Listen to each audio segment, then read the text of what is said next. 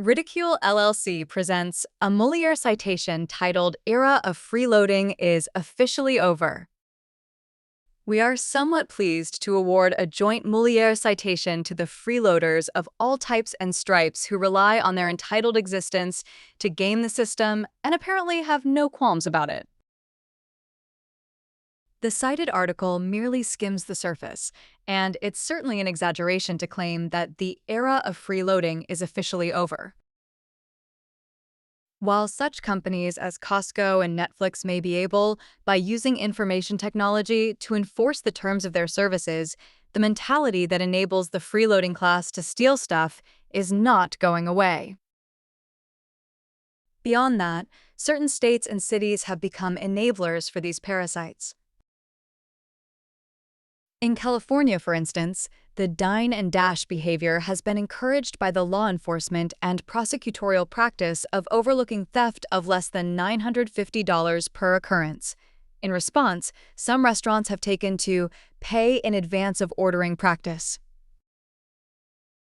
New York City has reduced the state's 10-year requirement to assert squatters' rights to a mere 30 days. Not to pick on the Big Apple, but apparently some $300 million was lost to public transportation freeloaders in 2023, creating a deficit to be picked up by taxpayers and ultimately paying riders who will face another fare increase before long. We're going to resist the temptation to call out the folks who collect Social Security benefits without ever making any contributions to the underwater Social Security Trust Fund. The guilty parties there are politicians who seem to be at the very root of the entitlement mindset of the freeloader phenomenon.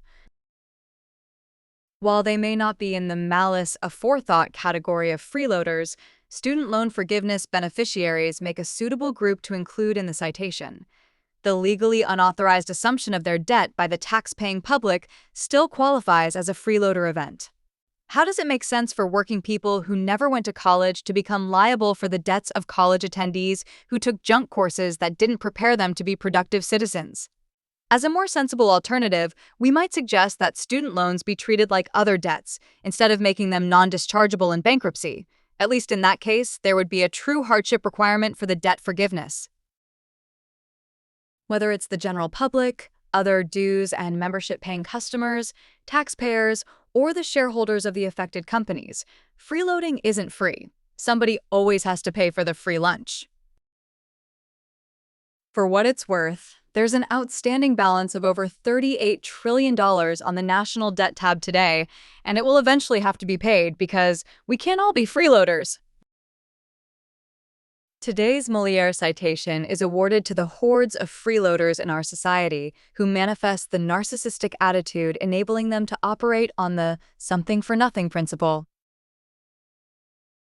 We encourage our readers to take a peek in the mirror and consider whether Pogo's observation applies. Please like and subscribe to our Ridicule LLC channel.